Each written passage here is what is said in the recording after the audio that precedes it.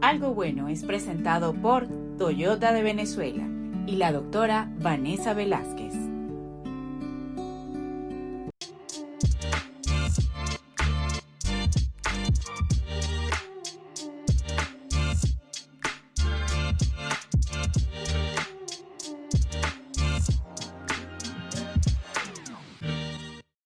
«151 años han pasado desde que Choroní vio nacer una mujer que hoy es el latido espiritual de Venezuela.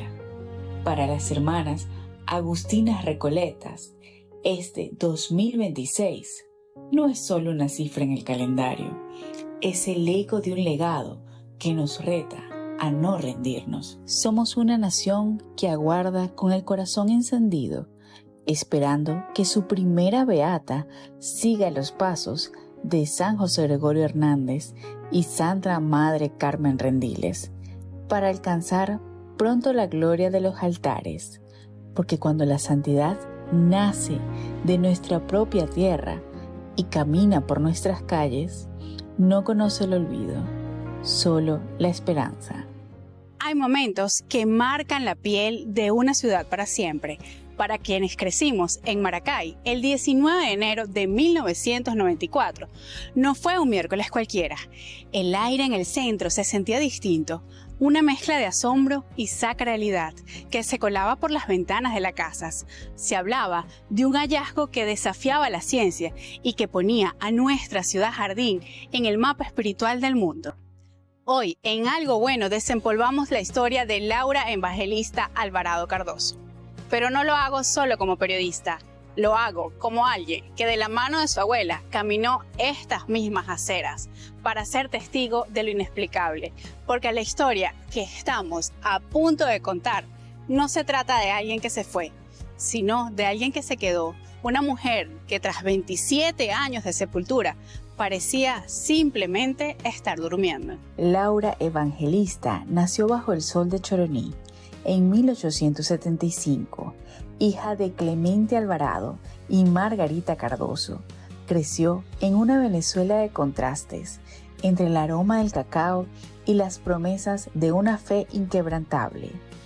A los pocos años, su familia se traslada a Maracay, donde su destino se sellaría bajo el polvo de estas calles. No era una joven común. A los 13 años, mientras otras soñaban con bailes, ella ya había realizado votos de castidad. Bajo la guía espiritual del padre Vicente López Aveledo, Laura entendió que su fe no era de clausura, sino de calle. En una época donde la medicina era un lujo para pocos, ella fundó en 1893 el Hospital San José, el primer centro asistencial de Maracay. Allí, entre el olor a vendajes y el susurro de la oración, nació la congregación de las hermanas Agustinas Recoletas del Corazón de Jesús. Sin embargo, ¿cómo se pasa de lavar heridas en un hospital a ser el centro de un milagro que daría la vuelta al mundo? Pero ¿qué pasó entre la fundación de su obra y ese hallazgo que nos dejó sin aliento?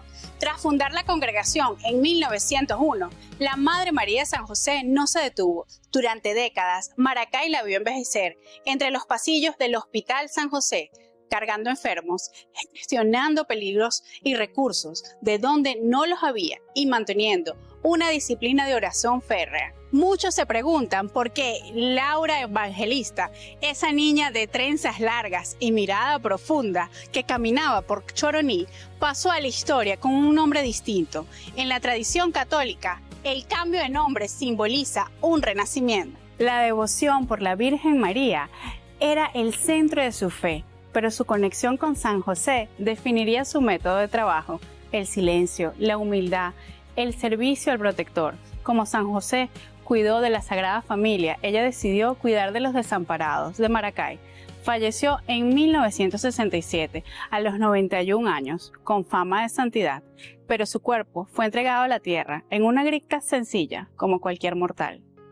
Durante 27 años, el cuerpo de la Madre María reposó en silencio, mientras Maracay se transformaba. Pero la fe exige pruebas, y Roma no abre una tumba por corazonadas.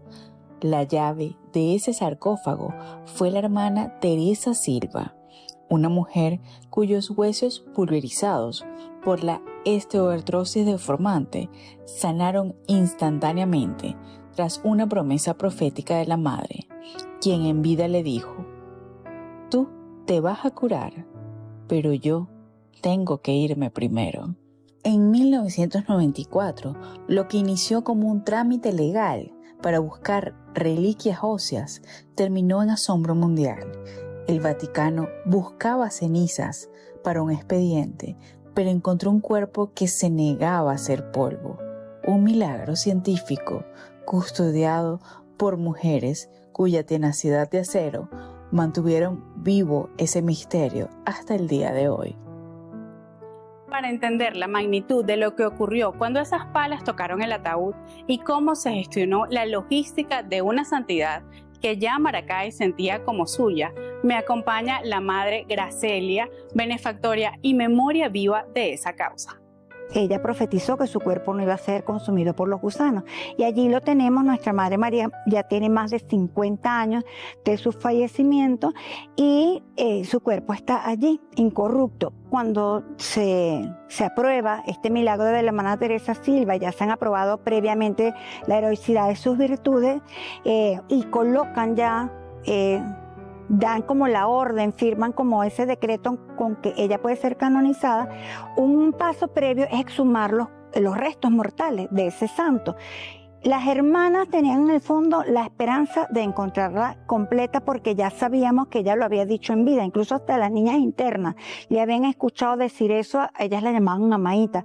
Y tenemos el testimonio de ella, escucharle decir, porque nuestra madre le tenía como pánico, como pavor a los gusanos, como un asco enorme, y lo decía. Entonces, el postulador de entonces le decía a las hermanas: déjense de esa tontería, dejen de estar inventando, haciéndose ilusiones, la mayoría de los santos no está incorrupto, y mandó a pedir una urna pequeña donde de repente el huesito más largo pudiese ser el fémur, por si todavía había hueso, porque habían pasado 27 años de su entierro. Bueno, al momento el subsuelo estaba muy húmedo, mientras sacaban la urna se despedazaban los pedazos. Ya cuando terminan de sacar, lo que hay es el latón con el vidrio arriba completamente ahumado, no se veía nada. Y una de las hermanas logra ver por un agujero del latón, a lo mejor serían las manos de ella, alguna parte del hábito, no sé, y ella empieza a señalar, la hermana está completa. No podían hablar, eso era todo algo solemne, con himnos, el notario, había tanto un tribunal civil como un tribunal eclesiástico. Y bueno, realmente cuando la abren está completamente, el médico forense y su médico de cabecera estaban allí presentes y dijeron: está en estado purísimo. Nuestra madre está no solamente incorrupta por lo que en piel y en hueso, sino que tiene sus órganos también. Lo que ha sufrido son dos procesos, uno llamado momificación y otro saponificación, donde no hay fluidos líquidos. Eso se seca, pero su cuerpo está completo. Yo pude estar en el segundo tratamiento de conservación que se le hizo ya en el año 2014, 20 años después del primer tratamiento, y el médico nos decía: mire, esto es el corazón, aquí están los pulmones, pudimos observar incluso hasta el cerebro, todo. Entonces, bueno, allí está nuestra madre, como una promesa de Dios y una profecía cumplida de ella. El misterio de la Madre María de San José es también el misterio de nuestra propia identidad como maracayeros. Pero, ¿qué se siente estar frente a frente con ese cuerpo que el tiempo no puede tocar? ¿Qué favores han conseguido entre estas paredes? Al regreso vamos a entrar en el corazón del santuario y conversar con la Madre Superiora. Conocer también testigos de quienes aseguran que su vida cambió tras cruzar esa puerta. Y ustedes que nos ven, ¿recuerdan dónde estaba aquel 19 de enero de 1994? Use nuestra etiqueta #AlgoBuenoVenezuela. En Instagram, en TikTok, nos puedes comentar en @AlgoBuenoVenezuela y @NicoleRemesar. Ya volvemos con este especial de la Madre María de San José. Regresamos a algo bueno. Estamos recorriendo los pasillos donde el misticismo se cruza con la acción social. La beatificación de la Madre María de San José en 1995 por San Juan Pablo II no fue solo un premio a su vida de oración, fue el reconocimiento a una gestión social sin precedentes. Ella entendió la economía de la caridad mucho antes de que existieran los términos modernos. Su lema, Dios proveerá, no era una espera pasiva, era el motor que la impulsaba a tocar puertas, a organizar recursos y a alimentar asientos. Hoy, ese legado de servicio y nobleza no es una estatua de mármol, sino una obra que late en las manos de las hermanas agustinas recoletas. A principios del siglo XX, Maracay enfrentaba serias crisis de orfandad y pobreza. No era lógico que de esos flagelos surgieran consecuencias dolorosas. La Madre María, que desde niña soñaba con ser la mamaíta de un centenar de niños pobres, vio que mientras los adultos necesitaban hospitales, los niños necesitaban una familia. Esta se convirtió en su obra predilecta. Es así como en 1905 decidió fundar el primer asilo para huérfanos. El padre López Aveledo dudaba de que una obra así pudiera sostenerse económicamente, pero ella lo convenció de confiar en la providencia. Así, el 24 de mayo de ese año, nació el asilo Inmaculada Concepción. La Madre María se trasladó con sus niñitos a una casa alquilada por apenas 40 bolívares, cancelando semanalmente lo que buenamente podía. Su gestión era audaz. No esperaba a tener dinero para actuar. Actuaba y el dinero llegaba. Es fascinante descubrir esa nobleza que la caracterizaba. Ella no solo tenía una intención, tenía la estrategia. Se dice que recorría los mercados de Maracay pidiendo colaboración, no para ella, sino para sus hijos. Esa capacidad de servicio, de llevar a multiplicar los panes y los peces en una ciudad que crecía bajo la sombra de las dificultades. Su vida nos enseña que la caridad no es dar lo que sobra, sino gestionar lo necesario para que nadie le falte nada. Esa es la verdadera virtud de la que encamina hoy a la santidad. Para profundizar en cómo se mantiene vivo ese espíritu de acogida, conversamos con la hermana Leontina Aponte, superiora del santuario. Hermana, ¿cuál es ese significado que tiene para Maracay y para toda Venezuela la Madre María de San José, que además fue nuestra primera beata? Bueno, lo que representa nuestra madre para la ciudad de Maracay y toda Aragua, porque toda Aragua es un baluarte, es un emblema, es la persona que tiene como es un personaje bastante emblemático en nuestro querido estado Aragua y en Choroní, donde ella nació también. Entonces nuestra madre ha dejado un gran legado acá.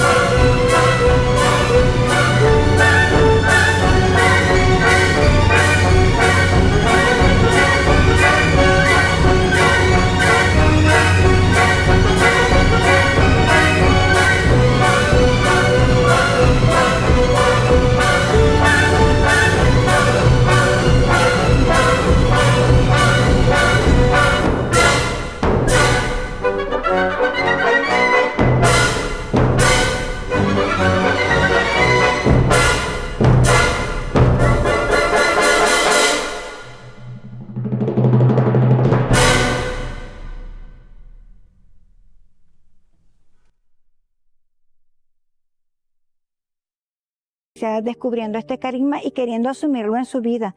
Y entonces, bueno, sigue vivo no solamente en nosotras, en nuestras jóvenes formandas, sino en todo aquel que participa de él, en cada pobre, en cada niño, en cada niño abandonado, en cada joven, en cada persona que necesita de nosotras. Y bueno, y el carisma luego se extiende en obras como muy concretas. Tenemos ancianatos, tenemos colegios, tenemos casas hogares, tenemos, por lo menos en Brasil, una casa hogar solo para niñas abusadas sexualmente, tenemos colegios, tenemos grupos juveniles, tenemos ministerio de música, ministerio de danza, comedores populares y diversos programas. O sea, las hermanas están en las cárceles, están en el hospital, están, qué sé yo, en casas de misión, en casas de evangelización. Tenemos el santuario, que es como un centro, digamos, de espiritualidad, donde recibimos todo el año, estamos recibiendo peregrinos, y nosotras custodiamos la hostia sagrada acá en nuestra Casa de los Teques, donde todo el año también estamos recibiendo peregrinos. Entonces, luego la evangelización digital, y allí donde el Señor nos lleve, también en físico, en libros, editando música. Entonces, bueno, su carisma sigue vivo, latente. Queremos que tú seas parte de esta crónica. Cuéntanos a través de nuestras redes, @NicoleRemesar, @Algo Bueno Venezuela, ¿qué te ha parecido este capítulo? ¿Qué valor tiene la Madre María de San José para ti? ¿Y qué crees que hace falta para lograr su canonización? Si te has perdido algún detalle de este reportaje especial, recuerda también que puedes verlo completo, suscribirte y activar las notificaciones de nuestro canal de YouTube, Algo Bueno Venezuela. Allí estamos, construyendo archivos de noticias positivas de nuestro país. No se retiren, al regreso vamos a lo que todos queremos saber. ¿Qué falta para que Maracay y Venezuela entera celebre su canonización? Vamos a conocer los pasos definitivos hacia Roma, nuevos casos que asombran a la Iglesia y testimoniales de quienes aseguran haber recibido un milagro de sus manos. Ya volvemos con más de este viaje al corazón de nuestra Beata. Regresamos a este programa especial de Algo Bueno. Estamos en el corazón del santuario de la Madre María de San José. Muchos se preguntan en casa, si su cuerpo está incorrupto y su obra es tan inmensa, ¿por qué no ha llegado a la santidad tan rápido como otros casos recientes? Es una duda válida. La respuesta está en la rigurosidad extrema del Vaticano. Para la Iglesia, la incorruptibilidad es un signo, un regalo, pero no es un milagro administrativo para la canonización. Para que la Madre María de San José sea santa, se requiere un milagro ocurrido después de su beatificación en 1995. Y si ese milagro debe ser una curación total, instantánea y duradera, que la ciencia médica mundial certifique como inexplicable. La causa hacia la santidad late con más fuerza que nunca, a través de dos expedientes que desafían la lógica médica. El primero, un caso de lupus eritematoso, donde los valores de una enfermedad incurable han desaparecido por completo de los exámenes del paciente. El segundo, un caso de un bebé de 24 meses, imposible de sobrevivir, pero que logró llegar a feliz término. El que esté incorrupta no hace que sea más o menos santa que los demás. El que tenga dones místicos tampoco. Es realmente su vida de heroicidad, su entrega de cada día, el ir respondiendo a Dios, a lo que el Señor le pedía día a día con una fidelidad total. Para saber qué más hace falta para lograr su canonización y entender qué piezas faltan en ese rompecabezas de santidad, las madres nos explicaron la rigurosidad de este proceso. Los tiempos de cada proceso de canonización pues no dependen de uno. Lamentablemente dependemos de terceros, dependemos de médicos, dependemos de tiempos que no son los que nosotros quisiéramos o tener planeado, que bueno, en 3 meses ya salimos con esto, en 1 año ya tenemos esta pericia. No, sino que también hay un proceso donde se necesita también juntar la gente, hacer juntas médicas de médicos que están en distintos países y eso toma su tiempo. La invitación es a seguir orando, o sea, no se suelen saltar pasos en el Vaticano. Ahora el Papa es Agustino y dice que bueno, esa es mi esperanza, que lo canonice él, que es un Papa Agustino, a su santa Agustina Recoleta de Venezuela.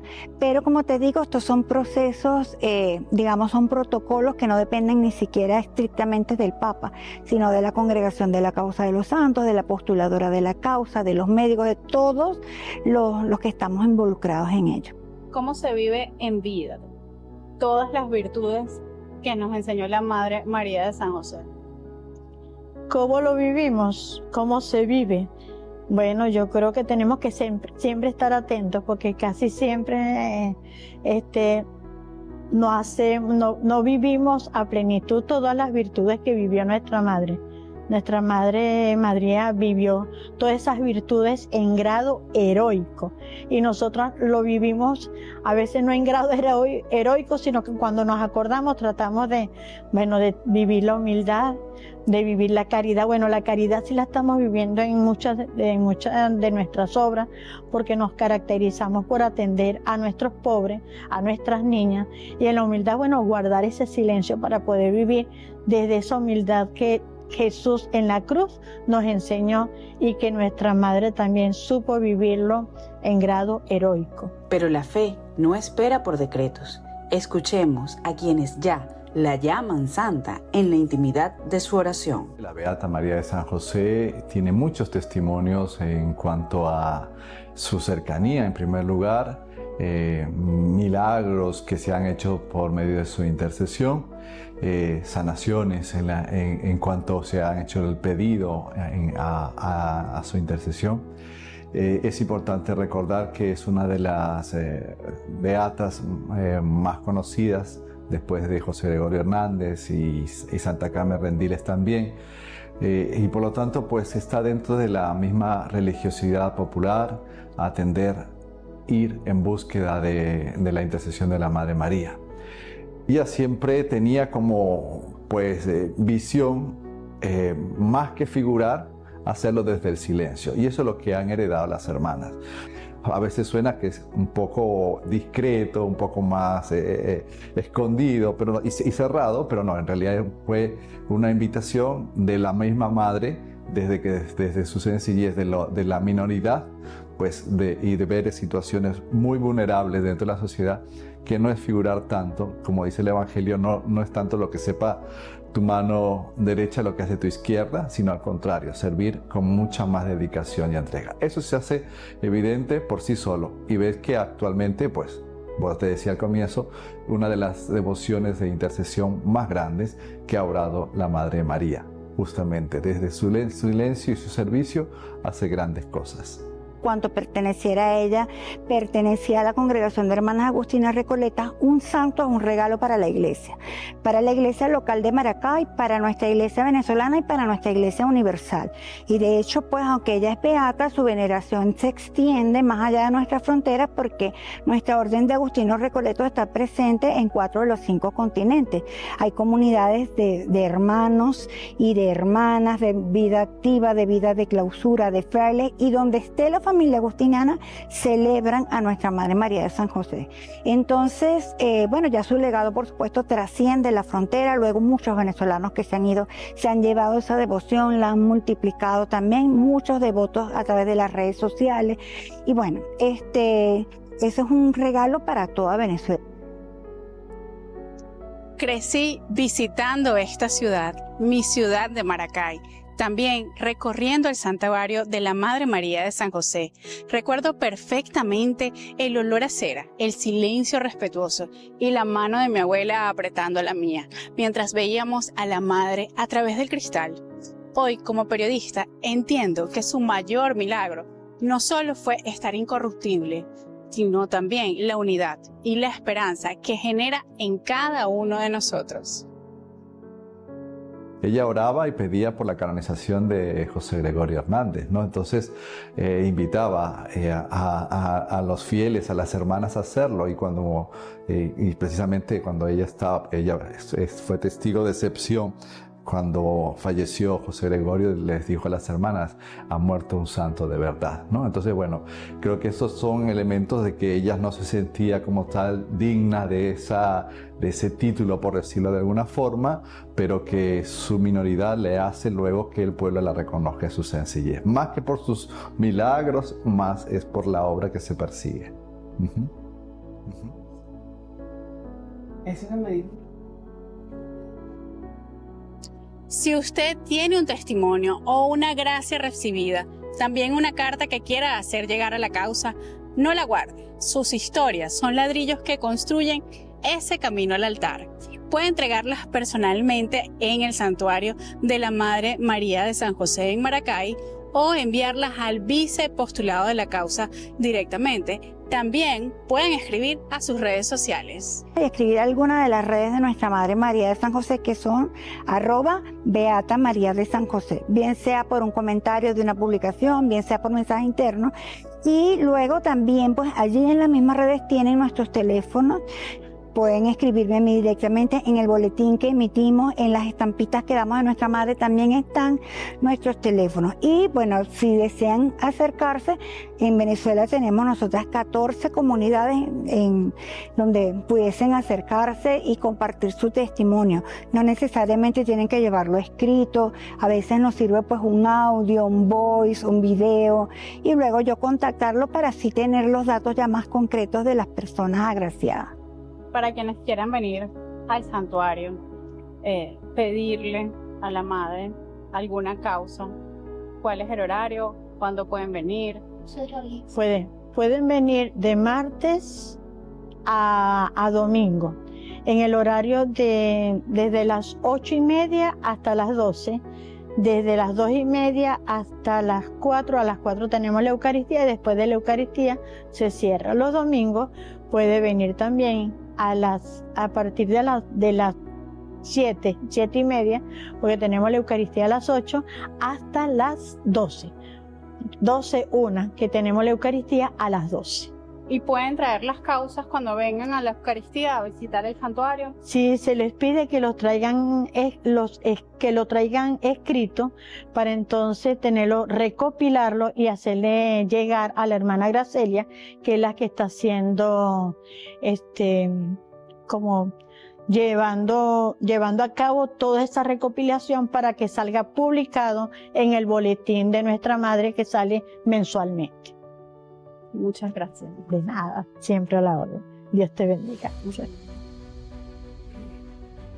Queremos seguir conectados con ustedes, así que únanse a nuestra comunidad en las redes sociales, @algobuenovenezuela, @Nicole Remesar. Y si quieren revivir este episodio o compartirlo con quienes están más allá de nuestras fronteras, nos pueden conseguir en el canal de YouTube como Algo Bueno Venezuela. Ahí están todos los capítulos. Suscríbanse, denle like y compartan. Y ya saben, nos vemos la próxima semana, el lunes, por Canal I, a las 9 de la noche. Choroní, choroní, choroní, debió nacer Madre María de San José.